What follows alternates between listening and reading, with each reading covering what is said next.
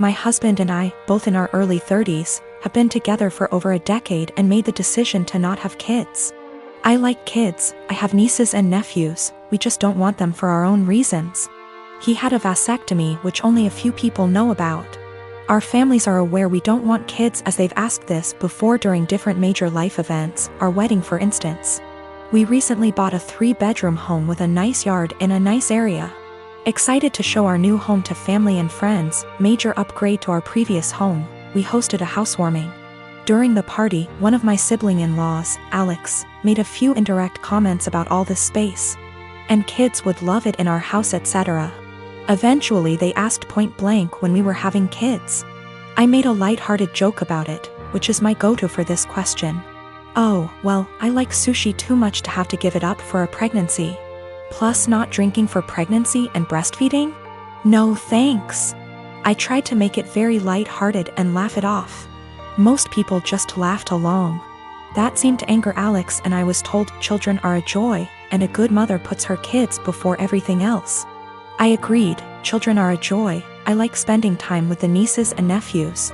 And obviously I can't be a good mom if I chose sushi over kids, so I just won't be a mom, paraphrased. Still trying to brush it off in a gentle way, because I'm not trying to start a fight by telling them to stop asking in front of everyone, because I know my tone will be seen as rude and abrasive. We move on. But Alex is still annoyed and making little comments in their group about how flippant I am about it and how when it finally happens, then I'll understand. My husband heard this and jokingly said, well, if she gets pregnant, that'll be a problem for the divorce lawyers. That seemed to piss them off more, but they stopped. With holidays coming up, we have not been invited to Alex's usual Halloween bonfire. When husband spoke to his parents, they told him Alex was annoyed we were so careless and callous about our child-free status and to say what we did, and they realized we had taken permanent steps to ensure we never had kids. That we know they had to do if to have kids, etc. And we are AHs to just not care. I feel bad because they did do if and lots of fertility treatments to have their kids. And even then they still had a few miscarriages. I can't imagine wanting kids and struggling to have them and then deal with miscarriages. But at the same time, I'm so tired of justifying living my life how I want. I feel terrible my joke was taken the way it was and that I hurt my IELTS. I truly never meant for that to happen. After the bonfire this weekend, we will be reaching out to have a heart-to-heart, if they'll accept it. Either way, I'll be apologizing for hurting their feelings, let them know I love their kids and them. But I will also be firmly putting down any further attempts to discuss our child-free status, if the conversation is about changing our minds.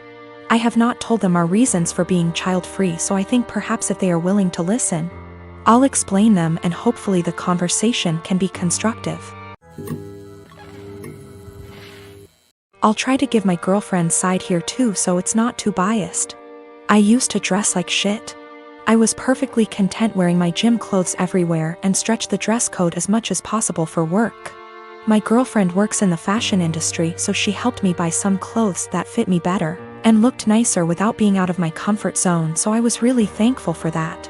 I kept all the same gym clothes, sweatpants, Panama pants, old t-shirts and sweaters and jeans, etc., as well as all of my shoes, because I figured they'd be fine to wear around the house or to work out, because I don't really care how I look for that. I told her she could buy clothes for me if she wants, because she knows what I like, which is maybe where I went wrong. Last week I went on training for work and it was my birthday while I was gone. I got back and my girlfriend had donated all of my old clothes that she hadn't picked out and replaced it with new stuff. I tried to act grateful at first, but honestly I am pissed off. I don't want to wear shitty stiff jeans that stain the seats in my truck blue, and the running shoes suck for actually running. Even the sweatpants are kinda tight, which in my mind defeats the purpose of wearing sweatpants. She got rid of all my old t-shirts that I bought at games and replaced them with plain colors, but now I have barely any t-shirts at all, and she spent a ton of money doing this. I know the jeans alone are over $300 and the shoes probably cost over $2,000. She gets a small discount on this stuff, but still, she probably spent upwards of $5,000 on all the new clothes. I looked up some of the brands and it's all really high-end.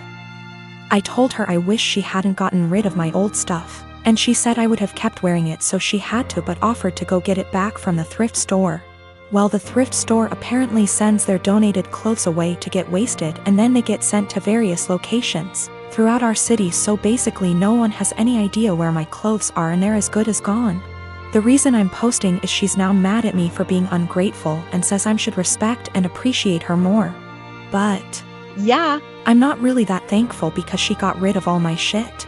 Yesterday I told her not to talk to me until she came home with my bean boots that I've been breaking in for years, which she actually was able to find, but it caused a huge fight. I don't dress like a slob, my clothes don't have holes, I'm not wearing lame graphic tees. And everything I've worn out of the house for the last 3 years, with the exception of going to the gym. Also, I'm not going to break up with her over this. It sucks, but not really breakup worthy. I travel for work and my employer allows me to spend up to $100 / day on food. If I don't use it, I don't get to pocket the money.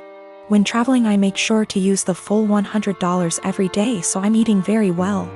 My wife is upset with me because I get to eat out for every meal at least 2 weeks a month. She says it isn't fair and I should just go to the grocery store and bring back food to my hotel. I've explained to her that it doesn't make sense since I don't get to keep the money if I don't use it. Every evening when I call her, she wants to know exactly what I ate. She can see the credit card statements reimbursed by employer, so she knows how much I spent. She'll see I spent $75 on dinner and start freaking out about how wasteful I am. I take her out for dinner at least 2 times a week when I'm in town, and she goes out several times a week with friends when I'm not in town. This whole thing just seems irrational, and it is really putting a strain on our relationship. I haven't gained any weight and am in great shape. I focus on quality of food much more than quantity. Most hotels have a small gym and / or a pool. I can't buy groceries or gift cards to bring home. It is against policy. I submit pictures of the receipts, so this wouldn't work. I track all my expenses and submit receipts for reimbursement weekly. I float the money for 7 days max. Usually I have around $3,000 to $4,000 in expenses per week, which we can make work without any issues since I pay for all my food, airfare, hotels, and car rentals myself. I collect an enormous amount of points and other perks. These points allow me to go on at least 2 vacations a year with my wife for next to nothing. We went to Spain early this year for 2 weeks and spent under $400 for the entire trip. Not using a company card is one of the best perks. Using a different credit card is not on the table. My wife and I have all our finances together. We both think it's important to be 100% transparent with money. We don't have any kids. She started a business selling Mary Kay a few years ago. She is working really hard to expand and find new customers. She likes the idea of being her own boss, and I try to do everything I can to support her. I'm rarely gone for 2 weeks at a time. Sometimes I'm gone for only 2 days. On average, a trip lasts 5 days and I go on 3 a month. A lot are saying Mary Kay is a pyramid scheme. I don't really know that much about the details of the business. I see a lot of women selling makeup, candles, and diet-related products, so I thought this was normal. We've put in around $50,000 over the past 2 years. Most of the money goes towards buying inventory and training seminars. I'll have to do some research to see what is going on. My day-to-day is anything but glamorous. I've spent more time in the airport than I even care to think about. Things go wrong often on the logistical side. My work can be very stressful, but I've gotten very good at managing the workload. My boss encourages us to use the full expense amount. He understands the stress involved traveling so much. He's actually working on increasing the amount to $140 / day because of inflation. I bought a house a few months ago and moved in last month.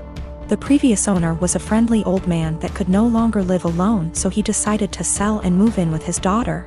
Just to be clear now, apparently he had been allowing use of his driveway to his disabled neighbor lady, largely because street parking is extremely limited and what little street parking there is pretty much instantly occupied. What I am saying is, unless you have a driveway, you end up having to park a good 5-minute walk away, and that's the best case scenario. I put disabled in quotation marks because the lady in question is just really overweight, and I am not sure if that counts as disabled. Obviously, I was unaware of this, so I was surprised to see a large SUV parked in my driveway when I moved in. I ended up having to knock on several doors asking whose car it was because the movers could not stand still on the busy road too long. I figured out it was the neighbor's car, so after a good 10 minutes of knocking, an extremely angry enormous lady opened the door. I told her to move the car, and she immediately started arguing that the neighbor said it was fine. I told her he moved out. I moved in and no, it is not fine, and to move it because the movers need to unload my stuff. She begrudgingly did. I ended up seeing her walking back half an hour later completely wet with sweat. Now a few days later I went back to work and lo and behold, the SUV is parked in my driveway again. I go over there again, spend 20 minutes knocking on the door before this lady opens the door, again, visibly angry. I tell her to move her car. My driveway is not public parking. She protests, saying her ankles can't take walking the distance and claims I can easily walk. I tell her that while that might be true, it's my goddamn driveway and I want to park there myself. Again she moves her car. Again I spot her half an hour later drenched in sweat making her way home. Well, it happened again a week ago, and this time she would not open her door. I got tired of it and had her SUV towed. She of course came to my house to scream at me. I told her to get the hell off my property. A few days later I had a small fence installed with a lock on it to make sure it did not happen again. I have since been getting dirty looks from her and one other neighbor, and when I told my mom, she told me I should be nicer to people. I do feel sort of bad too. She clearly struggles with the walk after all.